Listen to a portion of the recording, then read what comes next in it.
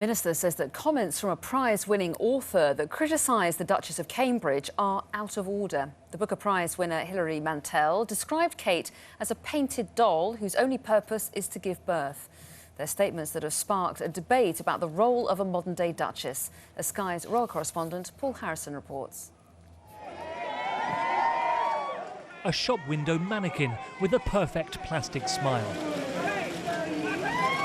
A machine-made princess designed by committee. All of these are phrases taken from a recent lecture by double Booker Prize winner Hilary Mantel and published on the eve of the royal mum-to-be's visit to a South London charity. Taken in isolation, they have the air of an attack on Kate, Duchess of Cambridge.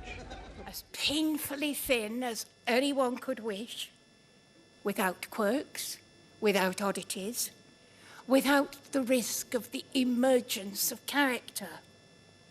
Machine-made, precision-made, a jointed doll on which certain rags are hung. In those days, she was just a shop window mannequin with no personality of her own. But some argue Mantel's comments instead criticise the institution of the monarchy rather than Kate herself.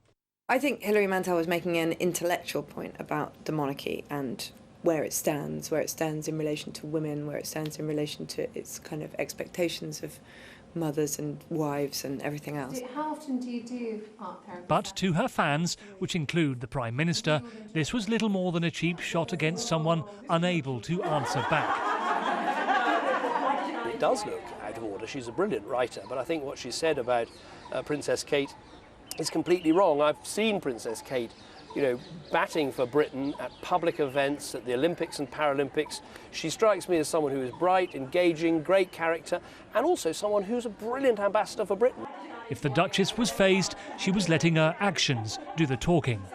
As she and her now unmistakable baby bump met women fighting dependency on drugs at one of her chosen patronages, they made their own minds up about Kate. I think it's incredible that she came here today, and that she's brave enough to support an organisation that is not mainstream. Mantel contrasts Kate's manufactured style to that of Diana, Princess of Wales's awkwardness and emotional incontinence.